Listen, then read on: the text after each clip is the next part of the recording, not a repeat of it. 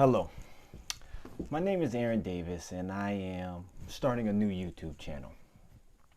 In this YouTube channel, we're going to be discussing three main topics or three main categories that each of my future videos will be somewhat connected to: entrepreneurship, finances, and family. And for those of you who are new to me, let me introduce myself. And for those of you who know me, I'm going to share some background information, and maybe some things might be new, but otherwise, thank you for the support in advance. I'm originally from Vallejo, California, which is about halfway in between Sacramento and San Francisco, for those who aren't familiar. In 2005, I moved up to Sacramento to start high school. And there is where I started my landscaping business, junior in high school. At first, it was just a way to make extra money, just a way to pay for weekend activities and hang out with friends. I didn't know that it was going to evolve to where it currently is, but it evolved to paying for my college education, where I went to Sac State here in Sacramento. But prior to that, it was a way for me to begin the entrepreneurial spirit to where I am today. Funny enough, I graduated, like I said, from Sac State with a biology degree. And to this day, I have not used that degree, but I'm going to share with you how, coming to the end of that journey, it became quite difficult because the business began to take off.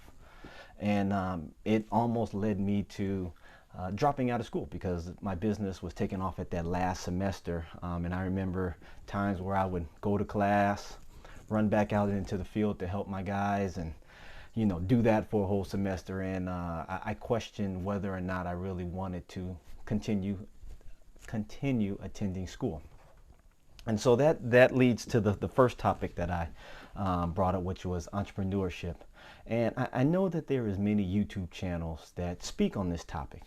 And I have been an entrepreneur my whole adult life. And there has been many good times and bad times with that. And in future videos, I'd like to share with you some of those fun topics, some of those memories that make you really question whether or not you want to get involved in entrepreneurship. And I want to share with you a perspective that is left out of the textbooks. I can recall, digging myself out of debt. I had gotten into almost close to $100,000 in debt via equipment, vehicles, credit cards for the business, and making a lot of bad financial decisions. I want to share, and a question that I always get asked when I'm speaking to others is how I transitioned from residential to commercial. And the story of starting with just one guy in the truck. My brother helped me for a little bit when I was in high school, to transition into multiple employees. The concept of cash flow and understanding when you move over to commercial, and this payment term of net 30, net 60, and how you have to have proper cash flow, and another word is budgeting, to withstand the inflows and outflows of your cash requirements. As I share that, one of the best stories that you're probably going to hear about, it wasn't fun for me at the time, but I actually got sued by one of my employees back in 2016. Labor Department got involved, and it was quite a story. And so I say all that to say, because I believe I have a lot of eye-opening experiences that can provide a great perspective for those that are looking to transition to becoming self-employed. And being an entrepreneur is great. And for whatever reason, over the past couple of years, whether it's business owner, real estate investor in the stock market, all of this concept of working for yourself has gained so much momentum. And if you were to ask me 5, 6, 7 years ago, my thoughts on entrepreneurship, I would have shared with you, and I would have stated, it's the only way to become financially free. But because I have grown and matured and learned a couple things, it really isn't. And not that entrepreneurship is bad, in no way do I want to say that, but the responsibilities and the behind the scenes stuff that is left out in a lot of this hype is giving a false reality. And that's just the perspective and what I want to share in this YouTube channel, and give, like I said, an eye-opening experience regarding all of those things. The next thing that I want to talk about is finances. And finances is definitely something that has allowed me to really begin to blossom in my business.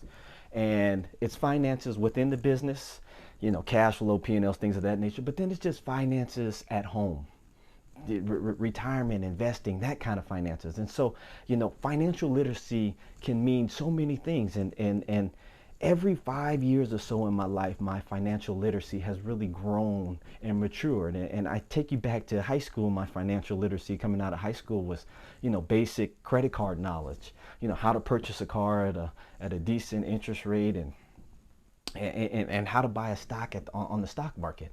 But, I fast forward to my mid 20s, and my financial literacy had elevated, but mostly in my business. And what I say by that, I say I learned the ability to send a dollar out and for that dollar to return with friends. As if you watch Shark Tank, Kevin O'Leary always talking about bring back more soldiers. But anyways, and so in my mid 20s, I learned how to hire employees, pay them a wage. They provide a service, I invoice for that service, and then money comes back in. And it's a simple concept, but being able to systematize it and rely on that was a big step for me. And the other thing running the business is being able to market. So putting together a marketing plan, diagram, whatever you want to call it, putting it out into the atmosphere, allowing it to collect customers, again, charging for that service and money coming back in was again an eye-opening experience for me. And now as I got customers and I'm providing service and things of that nature, I start adding on the types of services. So again, with me being a commercial landscaper, I started adding irrigation services as an example. And so I would buy my products, I would then install them and collect more dollars. But if you can envision, how I envision this is three different lanes. I have my main general maintenance, I have marketing, and then I have employees. And so I have to pull the strings at the right time for each one to get them lined up and to send that dollar out. Because what I did at the beginning was I got really good at the marketing before I got good at hiring and training. And so I had all of these customers coming in, but I couldn't fulfill the orders. And so it is an amazing thing to be able to witness and watch and learn how to put all of this together and put your dollars out and watch them come back even more and in bigger bundles. And so then I transition now to where I currently am, coming up to 30, and I call it the beginning of the wealth stage for me. And so now I have gotten that all together with the different stages and aligning them the way that they're properly supposed to be. And now I have excess or additional cash flow that I can begin throwing into the stock market, into other investments. My father and I just purchased, or I shouldn't say just purchased, back in 2017, purchased a property. And so now the property is where the business is at. The business pays Aaron Davis rent. And so the business is help paying down my mortgage and creating wealth for Aaron Davis. And that's one way of wealth building.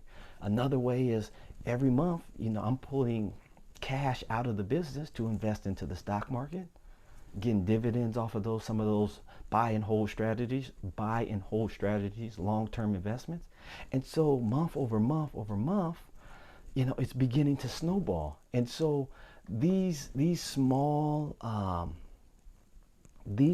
adjustments that I have made over the years have slowly but surely elevated my financial literacy. And so, I was involved in finances back in high school. I did a little bit of options trading and whatnot, but I took a lot of time off because I wanted to really put my time and emphasis into my business, because I believed at the time my business was going to give me the most upside. And so now I am getting back involved in that, and hopefully looking forward to the amount of growth and just future evolving and maturing that I am doing as a person. And so I come back to this concept of financial literacy, where financial literacy can encompass so many things, but to me, in basic terms, is cash in and cash out. And others might say, well, that's kind of called a budget, managing your money. But it's really understanding how your money flows at certain times of the month, when your paychecks are coming in, when certain bills are due. And so cash flow and financial literacy to me is definitely the concept that broke me through and allowed me to get into a whole nother level with the finances within my business, but also my household. You can ask my wife. Every month I provide her basically a financial statement as to where we are, all our accounts, any debt that we have, mortgages, all of our investment accounts, and hopefully, of course, all our investments are going up, all of our debts and mortgages and things of that nature are going down. But I have learned that when you begin to pay attention to certain things, you start getting the results that you're looking for. And so I just want to share with you some of the concepts and stuff that we do at CLS here in the Davis household, and talk with you, and hopefully just provide some additional perspective. The third concept that the YouTube channel I'm going to be sharing and talking about, which is new to me, but it encompasses family. For those of you that do know, I just recently became a father 10 months ago. Elliot's going to be 12. Elliot is going to be 1 in another month, in August. At the end of August, he's going to be 1.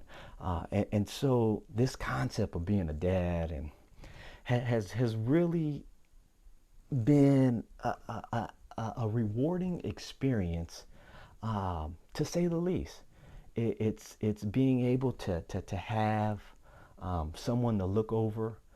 To be honest with you, I was a little bit upset. I really wanted a girl. Not to get too in depth, and this can be another future topic, but I really wanted a girl. And when we did the gender reveal and found out that we were having a boy, I was a tad bit upset internally.